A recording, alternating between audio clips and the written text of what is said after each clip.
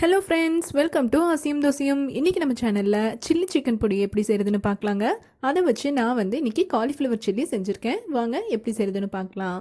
First நம்ம சேனலை இன்னும் நீங்கள் சப்ஸ்கிரைப் பண்ணலைன்னா சப்ஸ்கிரைப் பண்ணிக்கோங்க. மறக்காமல் பெல் ஐக்கானை ப்ரெஸ் பண்ணிக்கோங்க. அப்போ தான் நான் போடுற புது வீடியோஸ் உங்களுக்கு நோட்டிஃபிகேஷன்ஸில் வரும். ஃபஸ்ட்டு ஒரு பேனை ஹீட் பண்ணிக்கோங்க.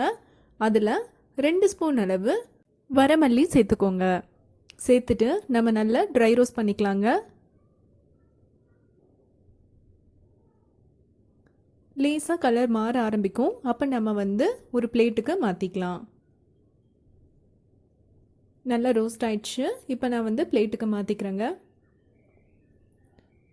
அதே பேனில் 1 ஸ்பூன் அளவு ஜீரகம், 2 ஸ்பூன் அளவு சோம்பு,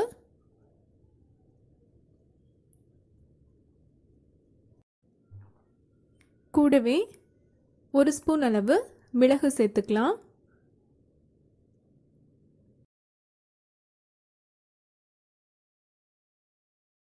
நாம் இப்போ செஞ்சிட்ருக்கிற இந்த பொடி நம்மளுக்கு சில்லி சிக்கன் பொடிக்கு ரொம்ப இம்பார்ட்டண்ட். ஸோ இதை நல்லா ட்ரை ரோஸ்ட் பண்ணிக்கோங்க.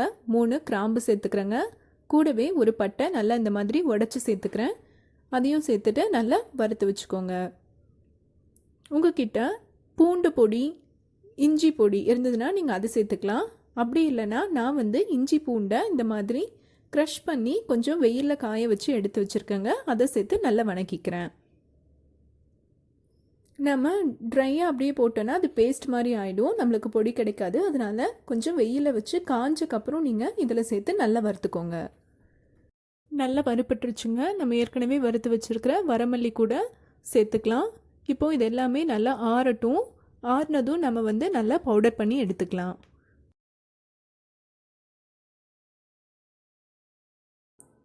நல்லா ஆறிடுச்சுங்க. இப்போ நான் மிக்ஸி ஜாரில் போட்டு நல்லா பவுடர் பண்ணி எடுத்து வச்சுக்கிறேன். இந்த மசாலா தூளை நீங்கள் பிரியாணி செய்கிறதுக்கு அல்லது வேறு ஏதாவது ஸ்பைசி ஐட்டம் செய்கிறதுக்கு நீங்கள் யூஸ் பண்ணிக்கலாம். ரொம்ப டேஸ்ட் நல்லாயிருக்கும். இப்போது நம்ம ஒரு பவுல் எடுத்துக்கலாம். அதில் நம்ம ஏற்கனவே செஞ்சு வச்சுருக்கிற பவுடர் 2 ஸ்பூன் எடுத்துக்கலாங்க. காரத்திற்கு தேவையான அளவு மிளகாய்த்தூள் சேர்த்துக்கலாம். நான் 2.25 ஸ்பூன் மிளகாய்த்தூள் சேர்த்துருக்கேன். நல்ல ரெட் கலரில் இருக்கிற மிளகாய்த்தூள் சேர்த்துருக்கேங்க.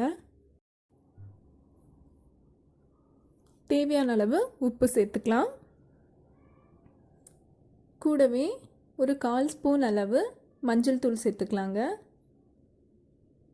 அதுக்கப்புறம் 3 ஸ்பூன் அளவு கார்ன்ஃப்ளவர் மாவு சேர்த்துக்கலாங்க.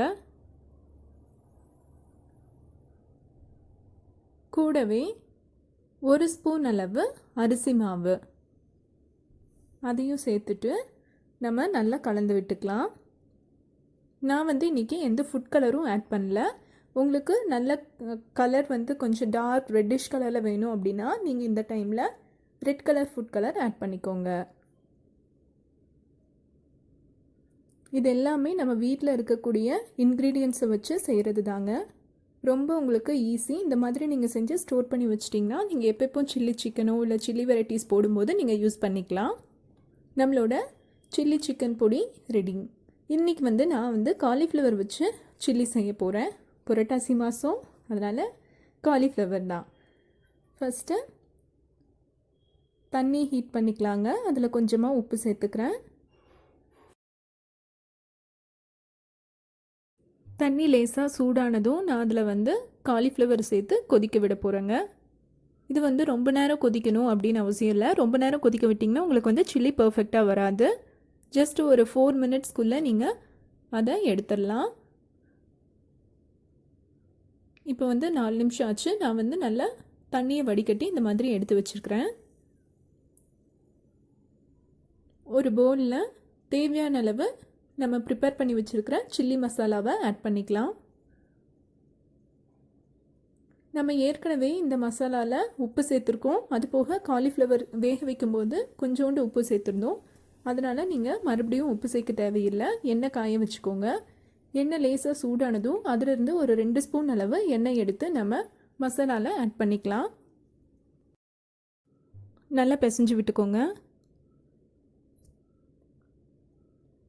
இப்போ நம்ம கொஞ்சம் கொஞ்சமாக தண்ணி ஊற்றி தேவையான பதத்துக்கு நம்ம பிசைஞ்சுக்கலாம். நிறைய தண்ணி விட்டுறாதீங்க, கொஞ்சம் கொஞ்சமாக தண்ணி ஊற்றி நல்லா பிசைஞ்சுக்கோங்க. இப்போ நம்மளோட மாவு ரெடி ஆயிடுச்சு. அதில் நம்ம காலிஃப்ளவரை சேர்த்து நல்லா பரட்டிக்கலாம்.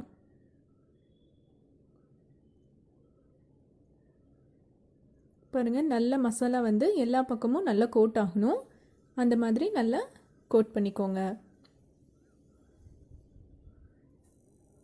இது வந்து ரொம்ப நேரம் ஊற வைக்கணும் அப்படின்னாலாம் இல்லைங்க, போட்ட உடனே நம்ம வந்து பொரிச்சுக்கலாம்.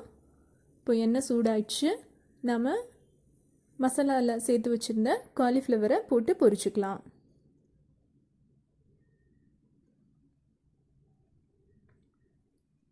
நல்லா எல்லா பக்கமும் நல்லா வேக விடுங்க.